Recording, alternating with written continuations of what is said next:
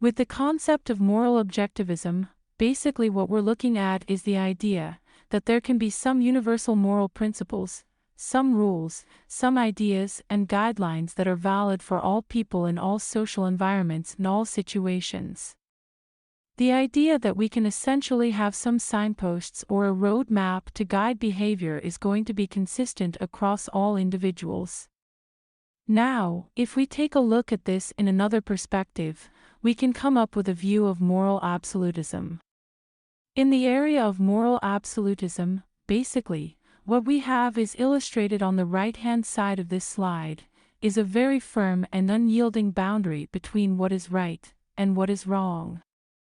And so, within moral absolutism, basically what you have are these non-overridable principles. They must be followed, they must never be violated, and there were no exceptions. It is always right, it is always wrong. And nothing is subject to interpretation, and nothing is dependent upon the situation.